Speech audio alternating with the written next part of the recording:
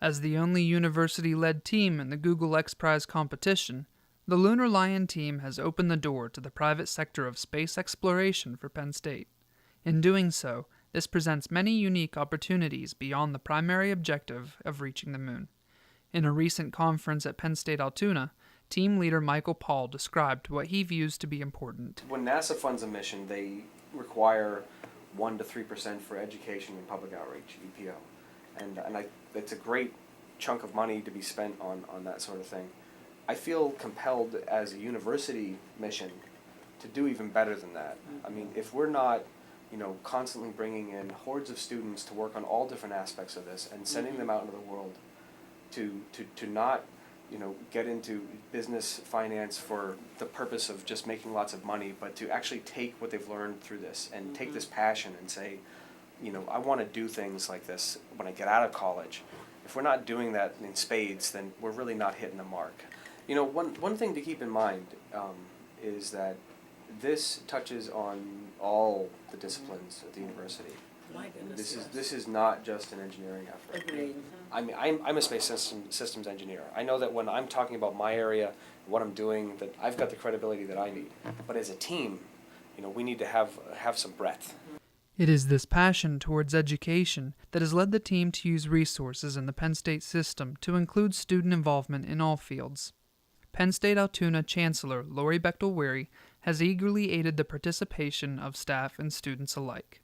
Well, a lot of our faculty are members of the graduate faculty and do have research collaborations with folks at University Park and across the country.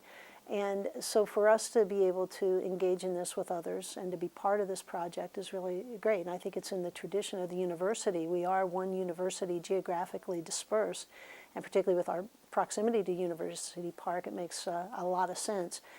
We have great faculty here that we have a rocket scientist in Grant Risha and others in engineering that work on power controls and other things that a lot of that fits naturally into this project.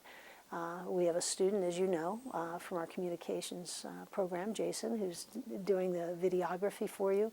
Our elementary and kindergarten education teachers have become involved. So really, this is a project, it's not just about science and engineering and rocket science. It's about education in period. And so to engage everybody, I think is really wonderful. Possibly most important is what the university plans to do with the competition prize money. It's important that you to understand that when we win the $20 million prize, it will be turned back to Penn State for scholarships. Yeah, I mean, So this becomes an endowment. Enthralled by the potential benefits of the university's involvement and fueled by her own interests in space, Lori supports the efforts of the Lunar Lion Team wholeheartedly. Well, I think it's the coolest project ever.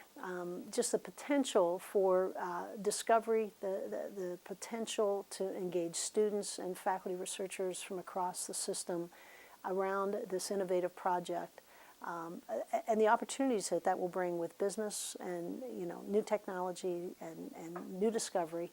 It's just phenomenal. And then to boot, not that it's about winning the $20 million prize, although that would be really nice. Who doesn't love to win? But the educational opportunities and outreach along the way, and the partnerships that will be created from a research point of view are phenomenal.